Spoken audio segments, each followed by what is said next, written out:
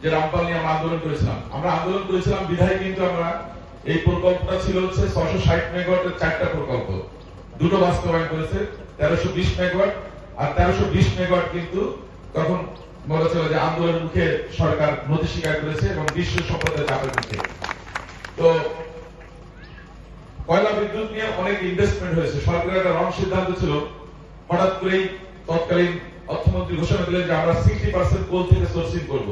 তখন কয়লা কোনো আমাদের দরকার নেই, শুধু বড় পুকুরা থেকে তখন 125 মেগাওয়াট বা 175 মেগাওয়াটের মতো উৎপাদন হতো, বড় মনে 250 মেগাওয়াট হয়েছে। ওটা চাওয়া ছিল না, কিন্তু তারপরে সরকারের ভুল সিদ্ধান্তের কারণে অনেক ইনভেস্টমেন্ট হয়ে গেছে। এখন রাতারাতি তো সবকিছু বন্ধ করা সম্ভব না।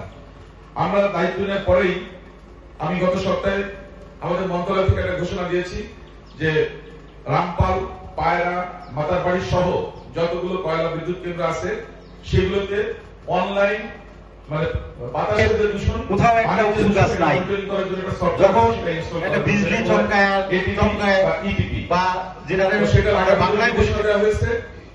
আর একজন পরিবেশ কর্মী হিসেবে আমি বলতে পারি যে বর্তমান সরকার দায়িত্ব নেওয়ার পর থেকে পরিবেশের সুরক্ষার জন্য প্রতিনিয়ত প্রত্যেকটা পদক্ষেপ আমাদের কথা বলা হচ্ছে। আমরা যেন সাস্টেনেবল ডেভেলপমেন্ট করতে পারি, অর্থাৎ টেকসই উন্নয়ন। আমরা বিদ্যুৎ উৎপাদনের কথা বলেছি, উনি যেটা বলেছেন আমরা রিনিউয়েবল এনার্জি নিয়ে চিন্তা করছি। আমরা বর্জ্য থেকে কিভাবে বিদ্যুৎ করা যায় এটা নিয়ে গত 6 বছরে যে কাজ না হয়েছে আমরা অলরেডি 1 মাসে সেগুলো প্রকল্প নিয়ে কাজ করছি। ঢাকা শহরে প্রত্যেকদিন আমিন বাজারে প্রায় 3000 মেট্রিক টনের বেশি বর্জ্য, যেটা গৃহস্থলীর বর্জ্য, সেটা ডাম্পিং করা হচ্ছে, জমা করা হচ্ছে এবং সেটাকে আমাদের পরিবেশ দূষণ করছে।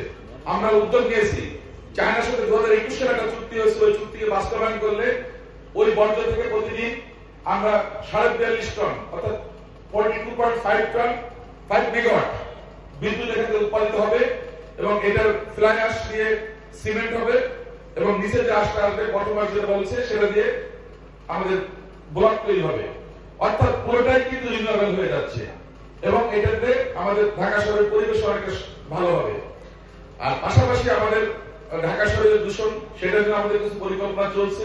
আমরা এই ব্যাপারে সহযোগিতা করেন, আমাদের সরকারি যে পুকুরগুলো আছে সেগুলো আমরা সংস্কার করব, পানি উঁচু করব এবং বর্ষাকালে যেন সেখানে আমাদের পানিগুলোকে ধরতে পারি, তাহলে অ্যাটলিস্ট রান্না বান্না সহ গৃহস্থলীর সমস্ত কাজে কিন্তু আমরা ব্যয় করতে পারবো, কিন্তু ওই পানিটা ব্যবহার করতে পারবো।